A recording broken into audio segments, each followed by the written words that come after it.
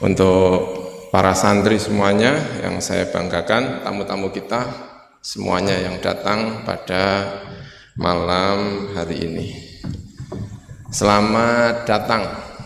Kemarin juga sudah selamat datang, ini tentu ta'aruf, selamat datang lagi kepada mahasiswa-mahasiswi baru kita. Ada 337 yang tercatat, mahasiswa-mahasiswi kita.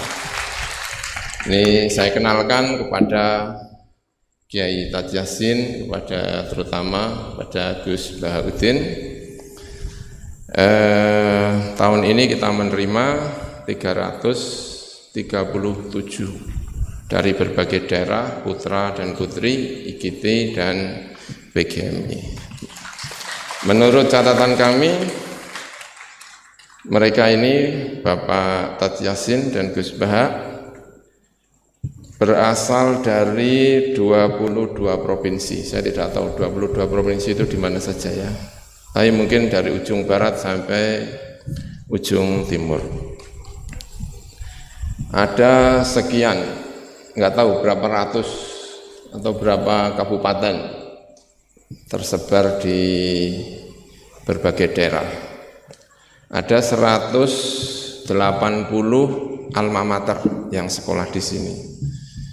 Berarti ya luar biasa, ada 180 alma mater. Berarti penyebarannya juga luar biasa. Karena itu terima kasih. Kami sangat bangga dengan santri baru ini. Kita juga punya kepengurusan yang baru, pengurus putra, pengurus putri biasanya nanti di tengah-tengah. Ada peralihan kepemimpinan. Sekarang pengurus putra baru dipimpin oleh Mahfud, sahabat kita Pak Mahfud Sulki dari mana? Dari Ngawi, Ponorogo. Ya, dari Ponorogo. Baik. Kita juga, mohon maaf ini agak bertele-tele ya, punya direktur pengelolaan sampah baru, Pak Aziz Bakhtiar, mantan ketua BEM kita ya, sekarang jadi direktur pengelolaan sampah Al Anwar 3. Luar biasa. Hari ini saya tadi kontrol sebentar di RSUD, di tengah jalan ada telepon dari Jakarta. Kita dapat sumbangan untuk operasional pesantren dan operasional pendidikan 40 juta ya. Alhamdulillah. Terima kasih sekali. Saya tidak menyangka enak-enak naik mobil, ada telepon, dapat bantuan 40 juta. Saya sudah berpikir sama Bu Nadia, wah ini kayaknya untuk mengelola sampah tepat ini. Tapi ternyata itu kayaknya tidak boleh untuk mengelola sampah itu. Ya nggak apa-apa, tetap untuk sementara bayar listriknya, pakai uang itu dulu, jatah listriknya untuk sampah. Tuker dikit aja nggak apa-apa. 40 juta. Yang jelas 40 juta itu bagaimana caranya? Di antaranya agar kita bisa mengelola sampah dengan baik. Yang asalnya jadi problem sekarang menjadi berkah. Bagaimana sampah itu bisa menjadi uang di Pondok Al Anwar 3 ini. Disupport 40 juta, Bakhtiar Aziz Bakhtiar jika tidak menyelesaikan rugi 40 juta ini. Nah, support insya Allah ya. Kita juga punya direktur Kepontren, Pak Habibus Salam. Jadi kita punya semangat ini ya. Kemudian akhir November insya Allah kita akan melakukan wisuda. Insya Allah akhir November. Wisuda sampai saat ini terbesar karena yang sudah daftar untuk di wisuda itu 199 Kalau sampai November mungkin akan mencapai 230-225. Terakhir kita wisuda itu Asmaul Husna, 99 mahasiswa-mahasiswi. Wisuda kali ini di tengah pandemi insya Allah sekitar 230. Luar biasa ya, wisuda 230. Semoga mahasiswa dan mahasiswi dapat judulnya masing-masing.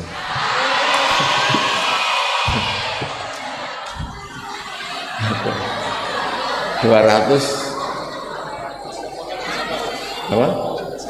Baik. Saya juga ingin menyapa mahasiswa-mahasiswi kita yang tidak bisa hadir di kesempatan ini, yang ikut menyaksikan, ikut merasakan aura malam ini secara online. Entah ada di mana. Rencananya, jika semuanya berjalan dengan baik, ini informasi untuk mahasiswa semester 7. Saya mulai dengan mohon maaf dulu untuk semester 7. Kita rencananya semester 7 itu akan kita selesaikan PKL-nya, akan kita selesaikan PPL-nya, akan kita selesaikan KKN-nya, lalu kita tarik kembali ke pesantren ini untuk minimal skripsinya setengah jalan, dan itu mungkin sampai awal Maret atau pertengahan Maret. Harapannya awal Maret, pertengahan Maret semester 7 baik IGT maupun PGMI minimal sudah setengah jalan. Syukur-syukur sudah selesai. Amin ya robbal alamin. Syukur-syukur ya. Semester 7 ini wajahnya wajah surga semuanya.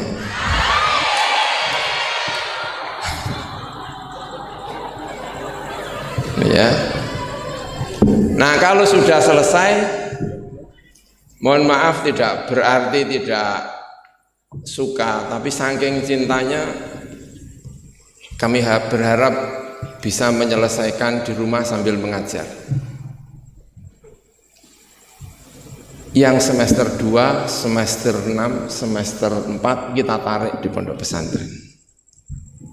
Jadi gantian, shift-shiftan. Syukur-syukur pandeminya sudah selesai.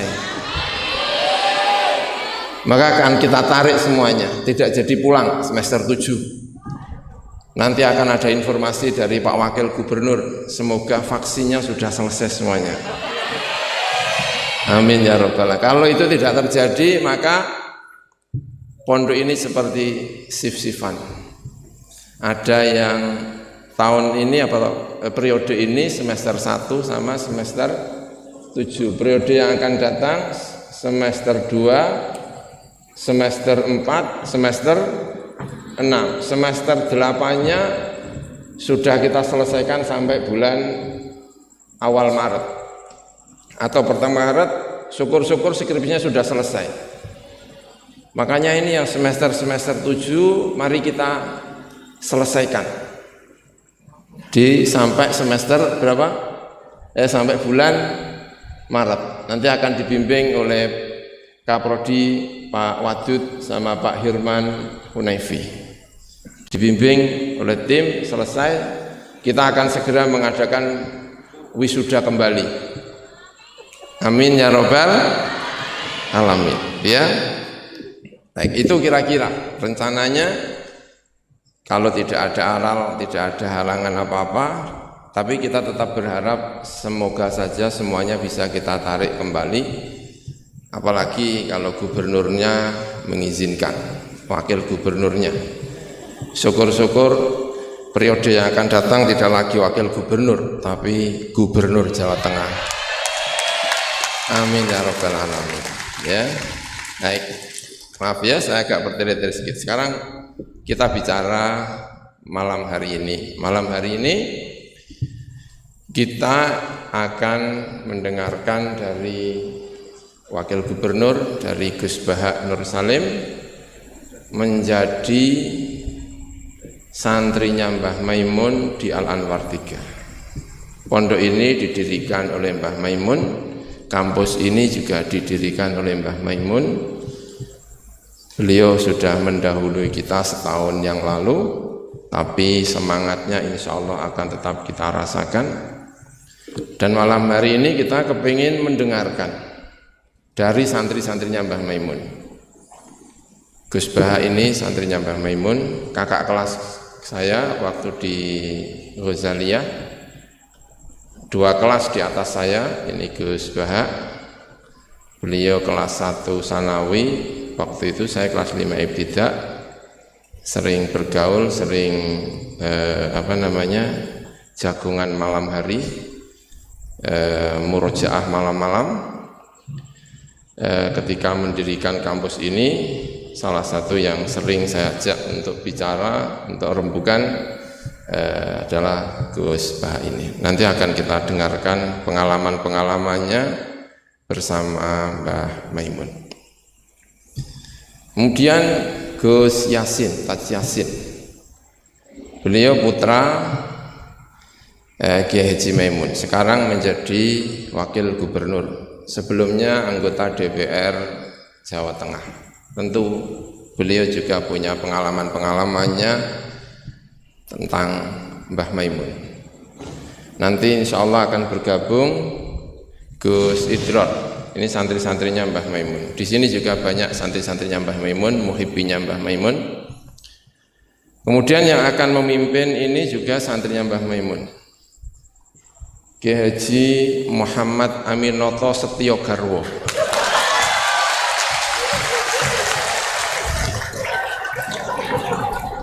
Ya,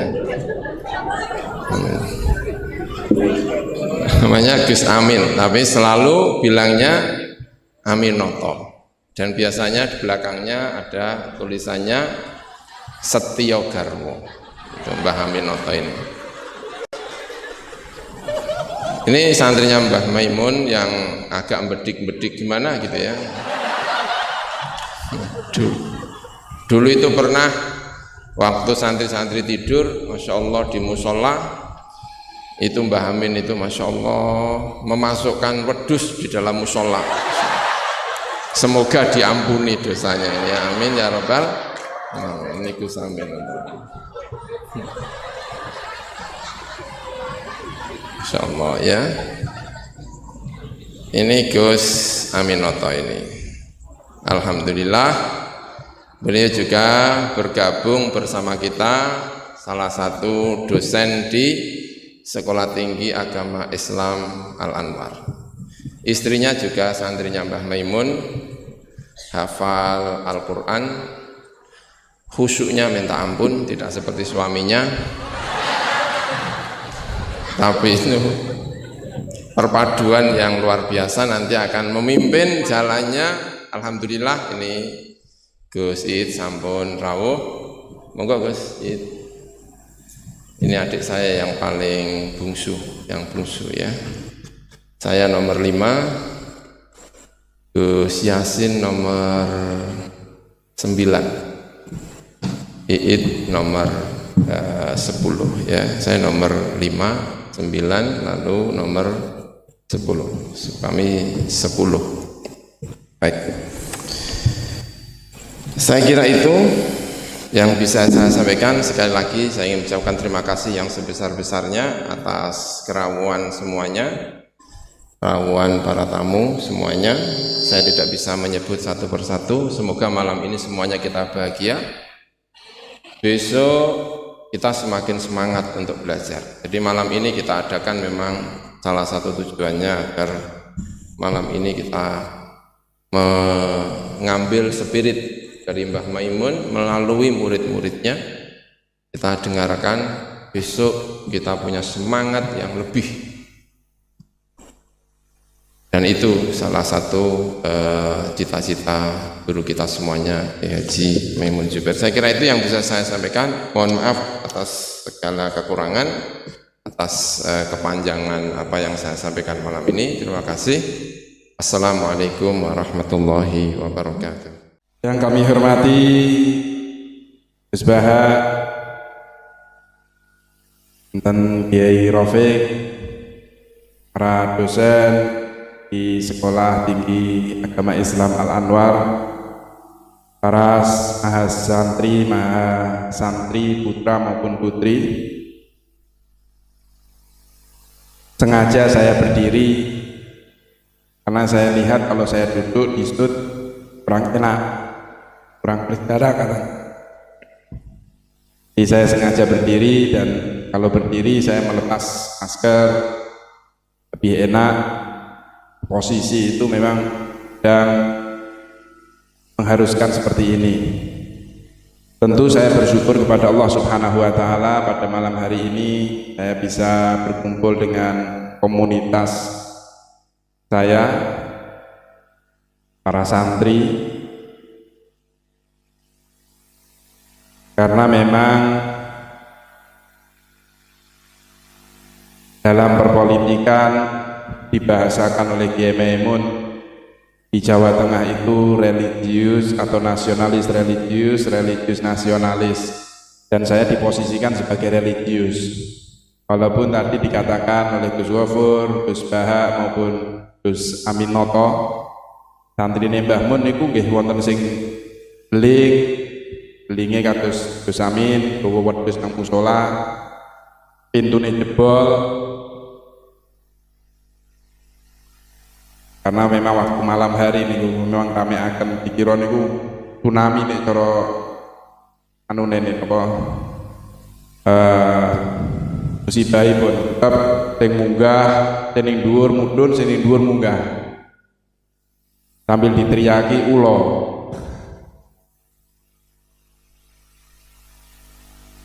Begitu juga putra Mbah Mun nggih macam-macam. Wonten sing kusuk wau kados Gus Iit, wonten sing kados Gus Ghafur, sing bedik kados kula nggih wonten. Sehingga memang diposisikan sebagai ulil amri, kira-kira ngoten niku. Dan kula seneng dengan ulil amri kula niki disupport betul kali Kiai Maimun, diterusno kali Gus Baha. Di beberapa kali pertemuan Gus Baha selalu bercerita tentang para nabi, para ulama yang didedikasikan untuk memimpin sebuah negara. Dan kalau kita bicara tentang Kiai Maimun, kalau di dalam bahasa Al-Quran itu disebutkan inna Ibrahim kana ummah, bahwa umat itu bisa disematkan pada satu orang, kepada Nabi Ibrahim. Kalau biasa kita berbicara tentang umat banyak jamak, tetapi di sini hanya disematkan kepada Nabi Ibrahim. Karena apa? Beliau hidup di antara orang-orang yang tidak beriman kepada Allah Subhanahu wa Ta'ala, mulai sejak lahir sampai beliau diambil oleh Allah Subhanahu wa Ta'ala, sehingga benar-benar menjadi imam dan mewakili sebagai umat.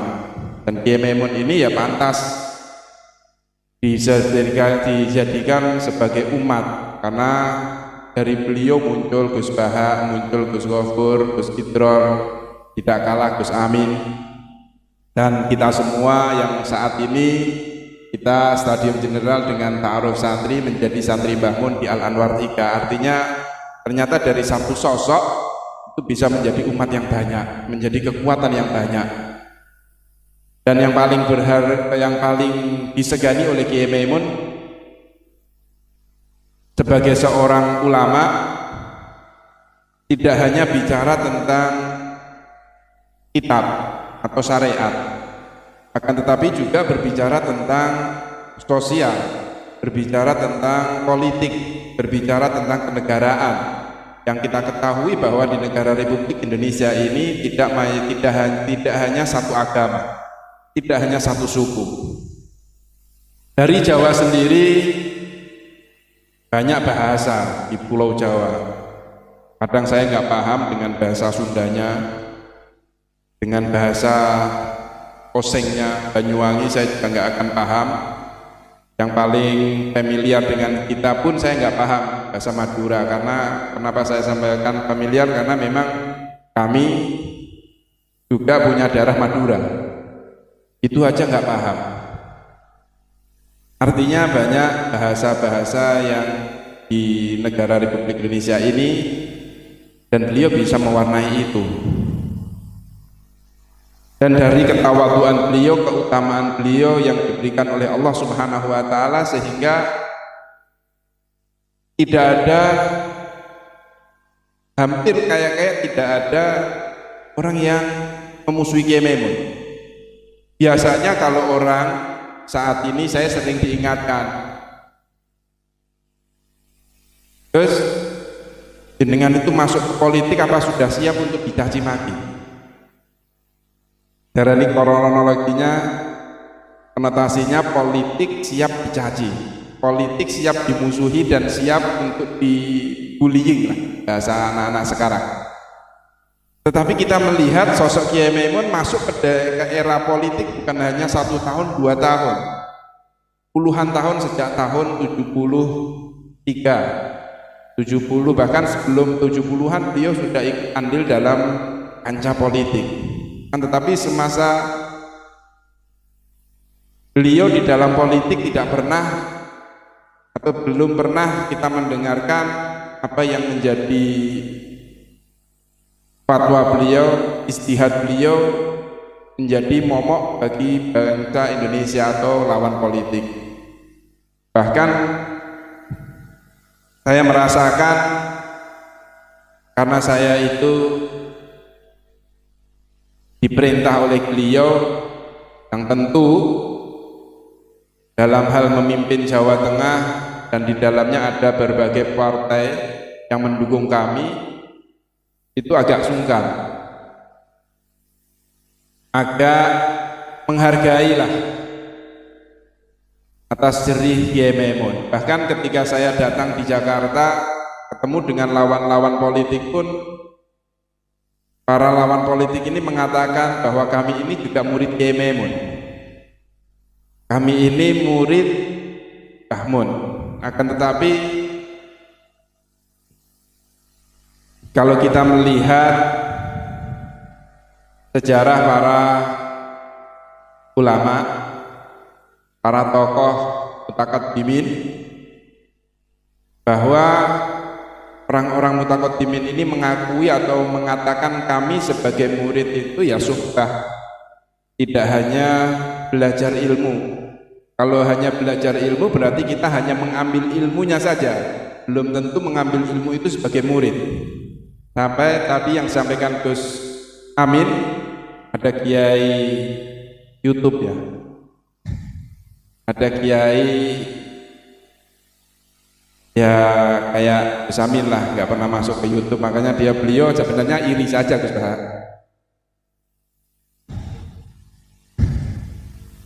Dari dulu saya tahu orang Al Anwar itu yang seneng bermain komputer itu ya Gus Amin. Zaman komputer mahal, kalau dolan teng Sonorin itu gak ada komputer kathah ya Mbak Imunan. Muter video macam-macam nggih liwat komputer nih. Tapi kok nasibnya ra iso mlebu teng YouTuber ngoten mawon. Jane pengen jane. Rasane piye to Gus iso mlebu nang ngene kiai YouTube ngoten niku. Nah ini memang kembali, artinya kita ingin mengambil sisi, karena kita tadi temanya santri Mbah Mun di Al Anwar 3. Tentu dengan tema ini pimpinan Pondok Pesantren Al Anwar 3 punya harapan besar. Dari Al Anwar 3, dari Sekolah Tinggi Agama Islam Al Anwar ini yang notabene kedepannya bukan hanya jurusan-jurusan agama saja, akan tetapi juga bisa menjadi universitas. Yang jadi universitas inilah nanti umat di bawah naungan Kiai Maimun Zubair ini bermanfaat di segala sektor, segala bidang. Bukan hanya dalam mengajar saja di kelas, akan tetapi juga bisa memberikan pelajaran di semua sektor. Menjadi pimpinan daerah ini juga memberikan pelajaran kepada masyarakat. Menjadi ahli komputer juga menjadi pengajar. Karena saya melihat himne Stai Al-Anwar ini yang ditetuskan oleh Kiai Najib Bukhari, bahwa beliau ingin menggambarkan Kiai Maimun, yang mana Kiai Maimun ini kepeduliannya terhadap keilmuan. Kalau kita bicara ilmu ya berarti semua ilmu harus bicara di sini. Kepedulian beliau Kiai Maimun mendirikan pondok pesantren Al-Anwar mulai pusat sampai Al-Anwar 4, itu juga beliau punya harapan tinggi dengan literasi keilmuan yang dibutuhkan oleh masyarakat. Nah, dari sinilah saya ingin berbicara tentang Kiai Maimun dari sisi negarawan. Disampaikan bahwa Kiai Maimun berpolitik, banyak orang mengatakan ya Kiai Maimun berpolitik, tapi kan tidak memegang pucuk kepemimpinan di daerah. Artinya beliau berpolitik dari real agama. Akan tetapi hal itu ditepis oleh Kiai Maimun dengan adanya putra-putra beliau, santri-santri beliau yang memimpin daerah. Beliau memang tidak menjadi pimpinan daerah, akan tetapi beliau mendedikasikan putra-putra beliau dan santri-santri beliau, ada yang jadi eksekutif, ada yang jadi legislatif. Dari sini beliau berharap ingin menyampaikan bahwa di dalam syariat atau di dalam agama Islam atau di dalam tauhid Islam itu ya keseluruhan, kafah. Ada bicara tentang kenegarawan, ada tentang ekonomi, ada bicara tentang pendidikan. Seperti kita ketahui, ketika beliau menjadi Rasul, orang banyak mengatakan ini loh Nabi hanya bicara tentang agama. Akan tetapi pada pertengahan beliau menjadi Rasul, beliau mendirikan sebuah negara, mendirikan sebuah daulah yang mana negaranya berada di kota Madinah. Dan diteruskan akhirnya Sultanuhu Fisham, kerajaannya ada di negara Suriah yang saat ini. Yang artinya orang-orang banyak yang kecewa, ternyata kok Nabi Muhammad yang diagung-agungkan hanya bicara agama, bicara tentang syariat, ternyata juga akhirnya mendirikan sebuah negara. Dan hebatnya negara yang didirikan oleh Nabi Muhammad SAW, di Piagam Madinah beliau menyematkan beberapa agama yang dimasukkan dalam aturan negaranya. Ada Yahudi, ada Nasrani, ada Islam. Sama halnya dengan negara Republik Indonesia ini yang dimana diatur ketika pertama muncul ketuhanan yang Maha Esa, ada kelanjutannya, akan tetapi dihilangkan karena apa? Karena ternyata di agama di negara Republik Indonesia ini bukan hanya Islam saja, atau di agama negara Republik Indonesia ini bukan hanya Kristen saja, maka diesakan, tidak dilanjutkan. Artinya apa? Negara Republik Indonesia ini kita harus bangga, harus bersyukur bahwa negara kita ini negara yang sama dengan negara yang didirikan oleh Nabi Muhammad SAW. Alhamdulillah malam ini derajat saya naik senaik-naiknya. Karena seumur-umur saya ini hanya bangga punya guru Mbah Mun.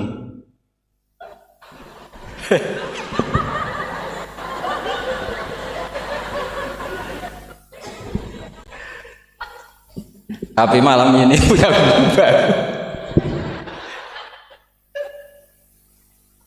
Nah ini sekaligus Pak dicatat oleh Ketua Yayasan Gus Aufal tadi, Pak Amin mengaku saya muridnya.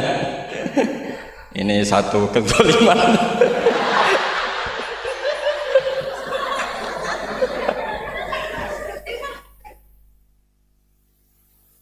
Jadi tapi saya senang ya, karena apa ya, ciri jadi wali itu harus mazlum dizalimi. Jadi saya pastikan tidak balas lah, karena beliau ngangkat derajat saya. Saya tadi pertama bilang murid saya Gus Batu, saya senang sekali, seseneng-senengnya. Karena baru ini malam tersial saya.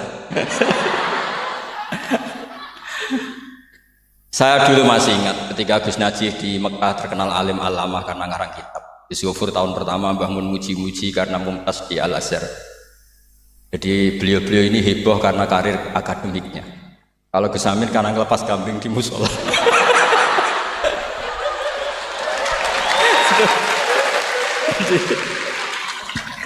Jadi jameknya sama-sama bikin heboh. Jadi ya itu saja lah. Niru itu tidak bisa penuh ya, sudah niru hebohnya saja. Tadi karena Gus Aufal baru masuk, tadi Gus Aminoto bilang gini Gus Aufal, dulu Mbah Mun sayang saya sampai dicatrikan istri. Apa Gus Yofur bisa nyarikan saya istri? Oh bener-bener kefasikan baru dalam.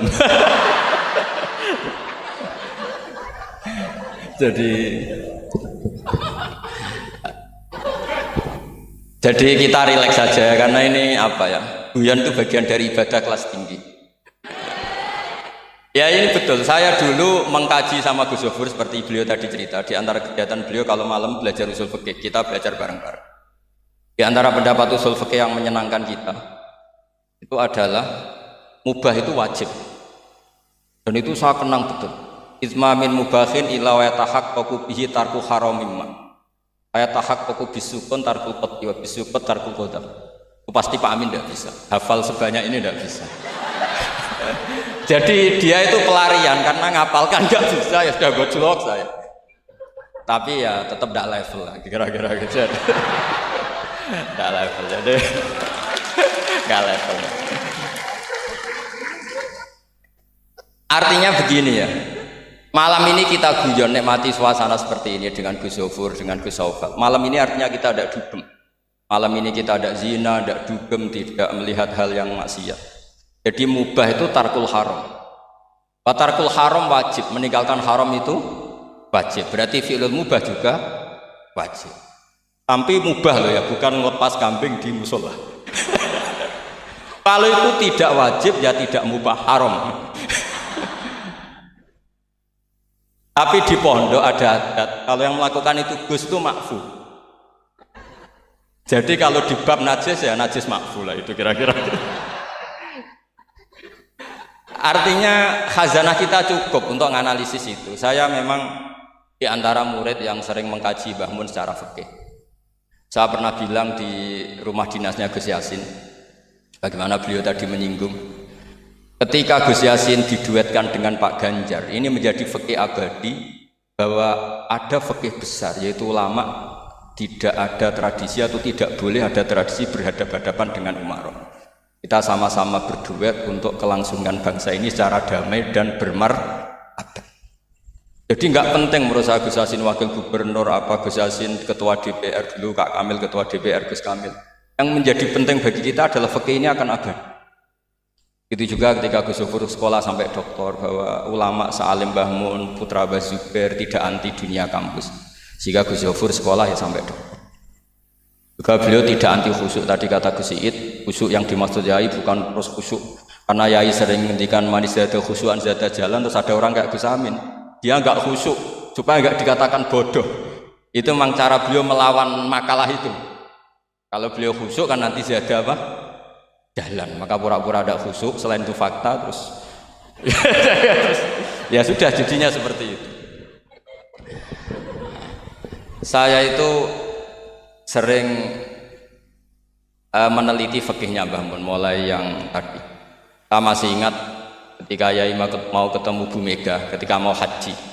Yai tindak Jumat, ketemu Bu Mega itu Sabtu, beliau terbang Ahad. Di antara yang dihentikan ke santri-santri, kira-kira gini maknanya, besok saya ketemu Ibu Mega dan ini bagus supaya Indonesia damai karena ulama dan umaroknya ini satu kombinasi antara nasionalis dan religius. Beliau itu paling menghindari kalau Indonesia chaos, kemudian ada dosa yakulu ba'du. Kalau chaos itu mungkin potensinya saling bunuh, saling apa. Sehingga ketika melihat Mbah Mun ketemu Mega itu pikiran pertama saya adalah safkut bima, jangan sampai terjadi. Karena biatan pertama Al-Quran adalah wa itakhadna mitsaqakum la tasfikuna dima'akum. Dan itu beliau melakukan itu dengan cara yang sangat elegan. Ketemu orang yang benar-benar jadi aktor di Indonesia. Siapa yang nggak ngerti Mbah Mun aktor penting dalam perjalanan agama di Indonesia. Mega sebagai simbol nasional. Beliau dengan besar hati ketemu. Dan itu kita membaca fikih sebagai bentuk hiknan lidima'il muslimin. Upaya supaya Indonesia itu damai baik-baik saja. Saya tentu belajar banyak dari Gus Zofur ketika menafsirkan kenapa Al-Barjanji itu menjadi mujad. Kata Gus Zofur, padahal karangan Al-Barjanji itu tidak besar-besar kayak Sayyid Zabidi yang ngarang. Karena ketika negara lain bingung, ya, kata beliau bingung menemukan format Islam, masih perang, mencari bentuk ini Sunni atau apa, ribet perang. Indonesia itu terbangan. Betapa indahnya Indonesia, serasa perang, terbangan. Ya ini gejolak-gejolokan, ya rileks santai. Sampai saya tidak tahu ini kiai dari mana. Makanya ini sekaligus untuk mahasiswa baru, terminan dosen Anda ya mulai yang waras kayak Gus Zofur sampai yang kewarasannya kita tidak tahu tapi ya waras. Yaitu tadi Gus Zofur menambahkan Aminoto Setio Garwo. Saya tidak tahu itu tambahnya Gus Zofur apa ada di aktenya, nggak tahu saya. Tapi saya kenal Gus Amin itu lama sekali. Jadi saya tidak perlu cerita kalau beliau pernah ngaji saya karena nanti kasihan. Saya tidak perlu cerita itu karena saksinya lebih banyak beliau ngaji saya ketimbang saya ngaji beliau. Tapi itu cara beliau punya harga diri, ya monggo itu kalau saya terima dengan lapang dada. Jadi beliau orang kedua setelah Mbah Nawawi yang ngaku saya sebagai muridnya. Tapi saya mau cerita yang agak serius, ini 5 menit tentang fikihnya Mbah Mun.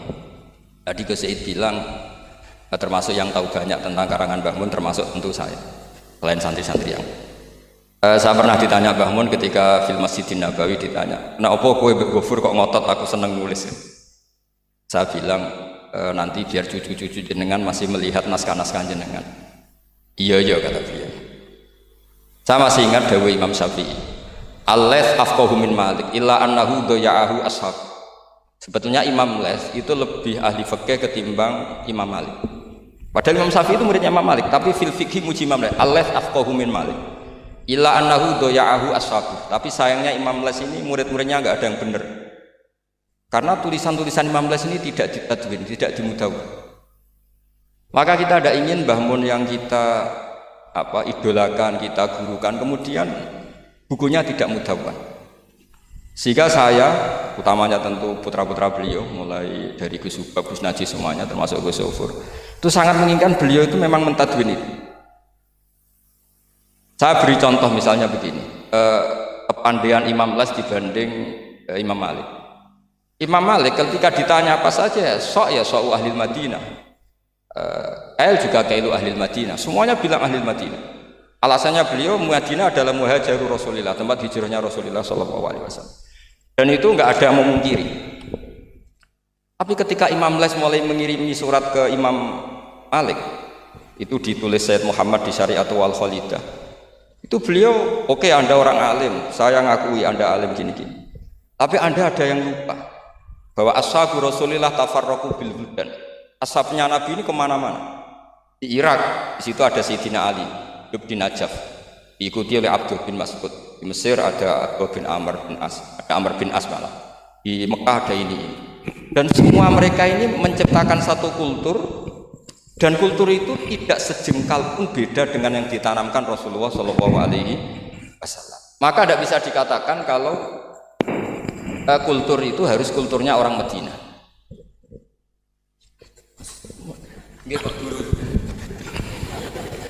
Ini naik pangkat ini, seorang guru melayani muridnya. Ini juga cara beliau untuk mengalahkan saya di dunia wali. Jadi makanya pura-pura tawadhu. Nah, Al-Laits afqahu min Malik. Beliau punya sekian contoh bahwa orang Irak itu tidak kalah kerennya lah kira-kira gitu. Tentang ukuran-ukuran sok, karena Sayyidina Ali di situ juga menciptakan kultur. Begitu juga Amr bin As dan beberapa sahabat yang tafarraqu fil buldan. Bahkan sesuai dunia yang saya tekuni termasuk ilmu qiraah, as-sakhul qiraati sanadan itu adalah Asim. Padahal Asim ini qari'un kufiyun. Kenapa? Karena setelah Imam Asim ada Abi Abdillah Abdurrahman As-Sulami, setelah itu Sayyidina Ali. Karena Sayyidina Ali sakanal Irak atau sakanan Najaf kalau istilah modern. Sehingga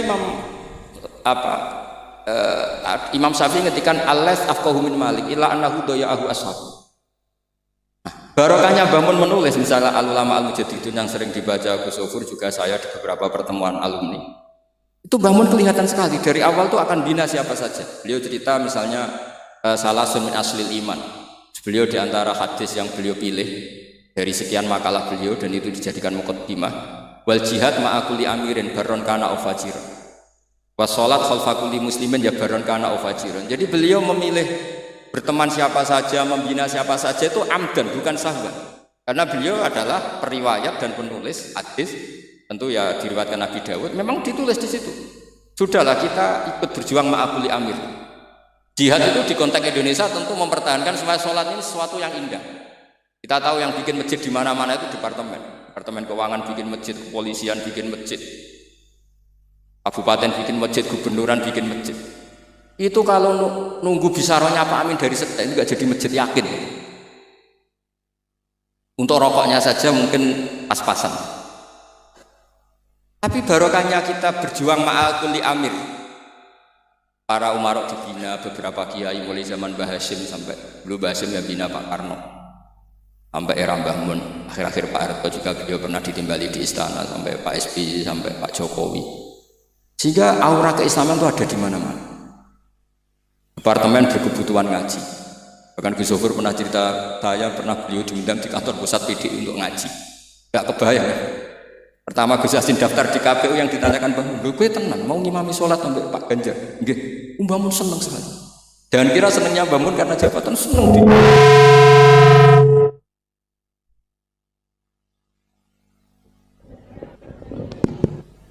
Jadi Mbah Mun ketika Gus Yassin cerita sholat tadi itu senang sekali.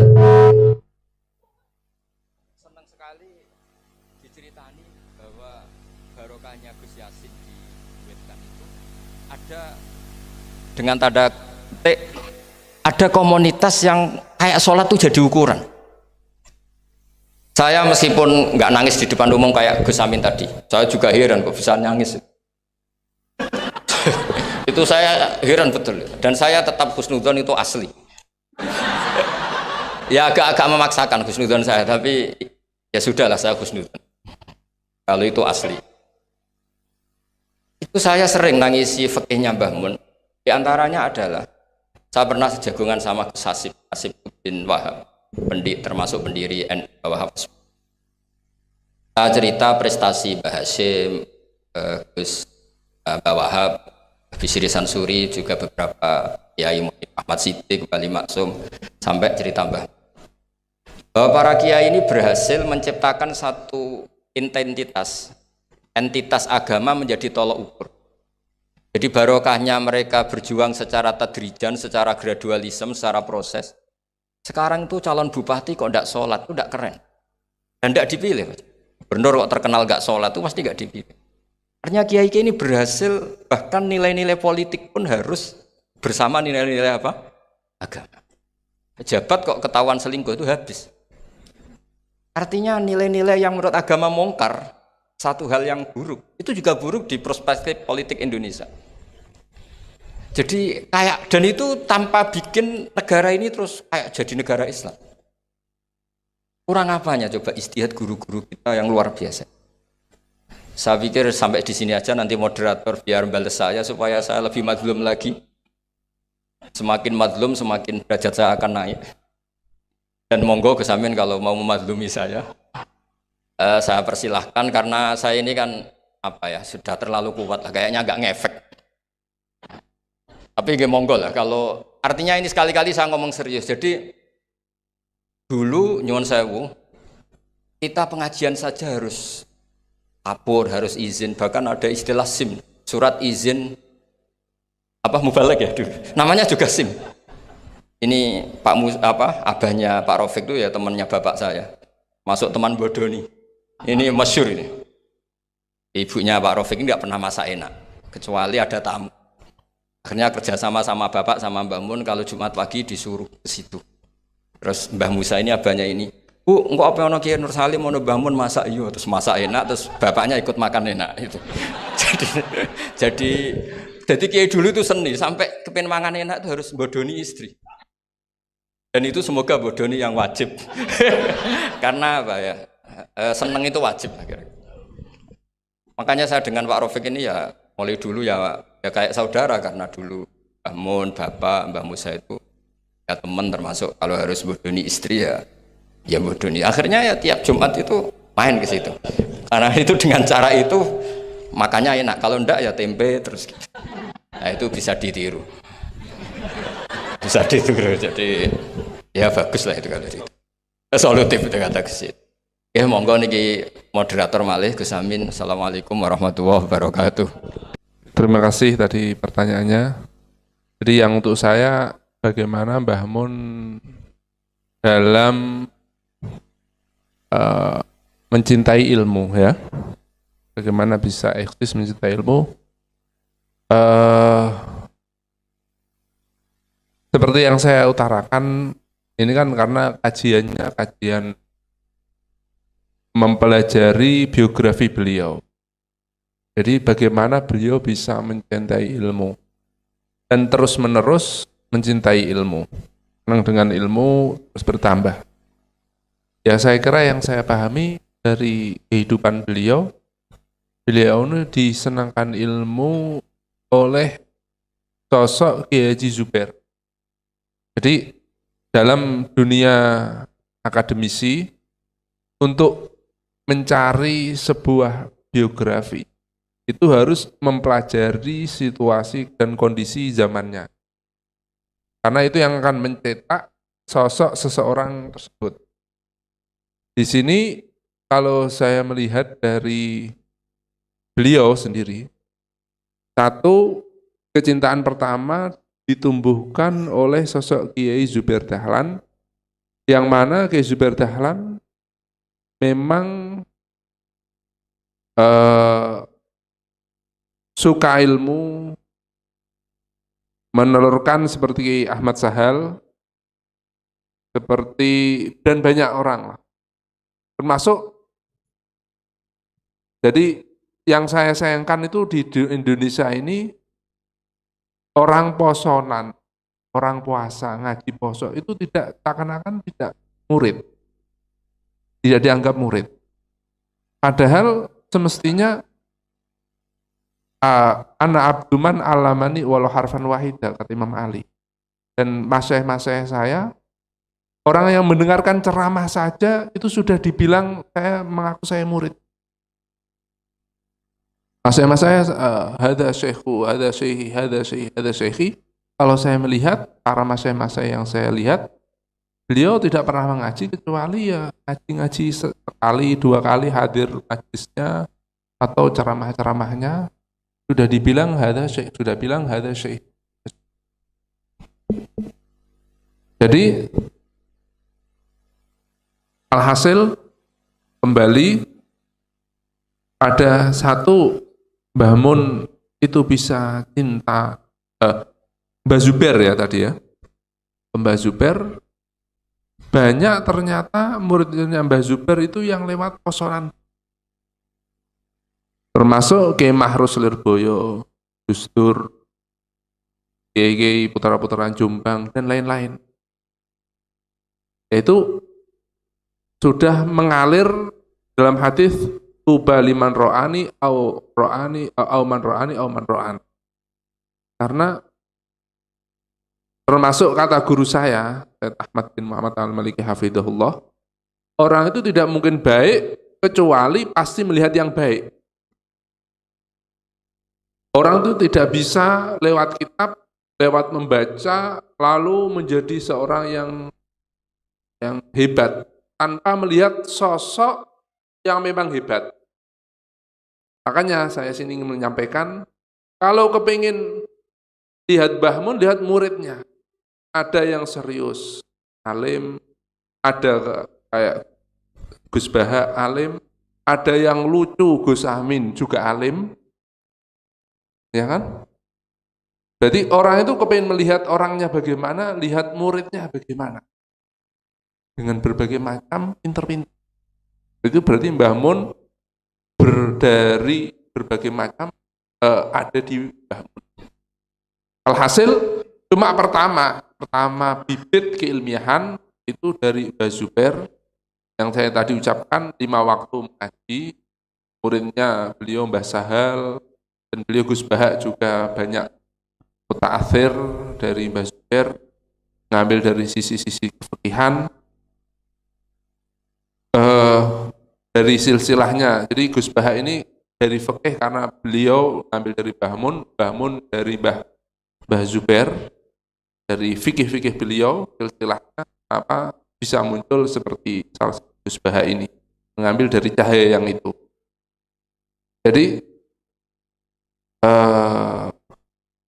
dari satu itu diteruskan beliau dengan tadi itu yang banyak tidak terungkap di sosok Mbah Mun, yaitu belajar 1 kali, 2 kali. Bahkan saya pernah mendengar, saya itu pernah mondok di Tebu Ireng hanya 3 hari. Berarti mempunyai wawasan bagaimana Tebu Ireng. Bagaimana beliau cerita tentang ini. Dan itu akhirnya memupuk beliau menjadi sosok yang universal, mengambil dari masyayikh-masyayikh di Indonesia, menjadikan jadi satu jadi banyak. Banyak kembali. Jadi alhasil bagaimana mencintai, ya memang dari pertama diterus-teruskan. Beliau Mbah Mun seperti tadi, senang ilmu itu hayatul ilmi bil mudzakarah.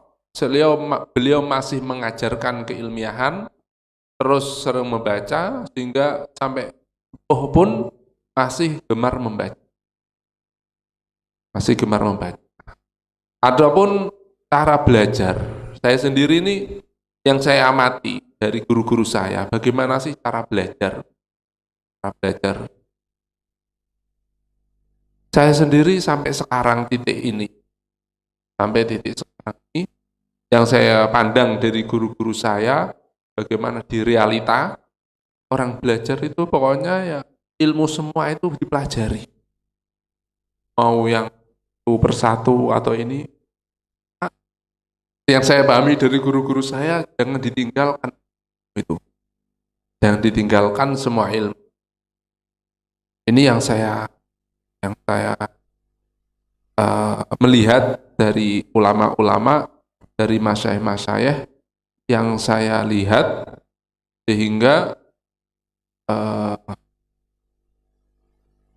saya yakini dari kehidupan beliau yang dijalankan.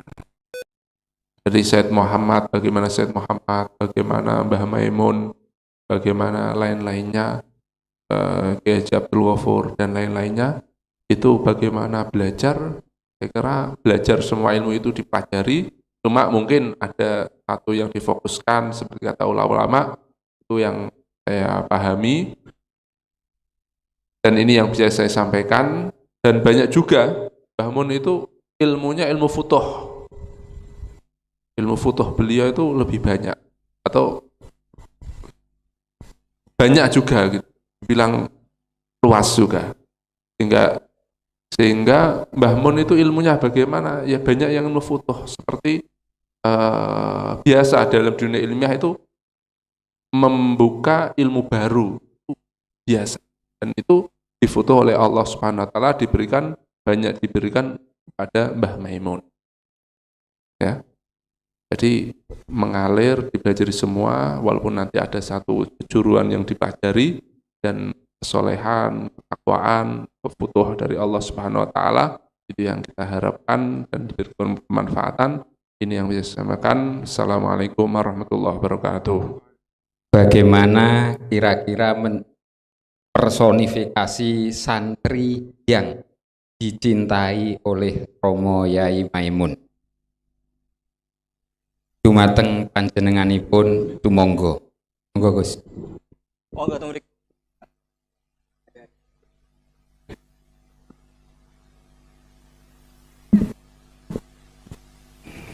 Seperti yang diterangkan semua narasumber mulai Gus Yasin, namun mencintai semua santri. Saya ingat betul kalau doa ditambahi dan semua santri. Jadi saya yakin semua santri beliau. Ini tentu sesuai sabda Rasulullah Shallallahu Alaihi Wasallam, syafaati li ahlil kabair min umat. Saking baiknya Nabi, umat yang paling beling pun itu masih dapat jatah apa? Syafaat. Tapi kalau tanya yang dicintai fil ilmi, mungkin saya bisa jawab. Karena kalau secara mutlak nanti diskriminasi. Mencintai yang alim saja, yang khusyuk saja, nanti kasihan yang lain. Dan saya tidak akan salah tafsir dalam hal itu, karena itu ma'ruf beliau mencintai siapa saja, sesuai yang dikatakan Gus Zofur tadi mulai Gus Yasin. Saya punya pesan sama santri-santri di Al Anwar 3, tidak perlu kecil hati. Jadi saya masih ingat setiap acara di sini, saya alhamdulillah sering hadir, dan Yai juga pasti hadir. Beliau ngendikan di sini lama sekali, mulai proses mendirikannya sampai setiap acara tahunan, kadang 2-3 kali juga beliau rawuh. Tapi yang saya ingat dari beliau adalah begini, sering beliau ngendikan gini, ilmu itu harus tahqiq. Barokahnya tahqiq itu, kualitas ilmu itu menjadi pembeda. Misalnya begini ya, kita-kita yang terpelajar ketika mengatakan wa ala alihi wa sahbihi ajmain. Ajmain ini kalimatun fariqah atau lafdun fasil kalau dalam takrif itu.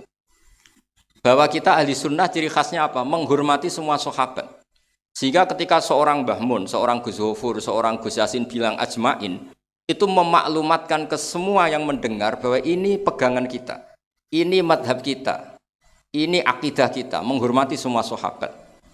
Khilafama alaihi syiah, tentu itu beda syiah yang akramu sahabian wa ahanu sahabian akhar. Sehingga barokahnya kualitas itu kita tahu, mengatakan ajma'in ini tidak main-main. Sehingga saya itu kalau muqaddimah khutbah tidak sepanjang Gus Amin tadi, saya yang umum saja. Wassalatu wassalamu terus wala ahli washabi asma'in. Itu selain saya juga ada ahli hafalan khutbah banyak. Juga memang sengaja supaya ajma'in ini jadi satu akidah. Bahwa prinsip ahli sunnah ciri khasnya apa? Menghormati semua sahabat. Sehingga ajma'in ini, nah mungkin orang-orang awam juga bilang ajma'in. Enggak apa-apa meskipun mereka enggak paham. Tapi tetap itu jadi maklumat bahwa Islam Indonesia rata-rata ahli sunnah wal jamaah dicirikan dengan menghormati semua sahabat. Nah, sudahlah, ini sudah malam. Ini monggo Gus Amin malih diterusaken. Derek yai lan para ulama belajar ngaji lan hadis Nabi.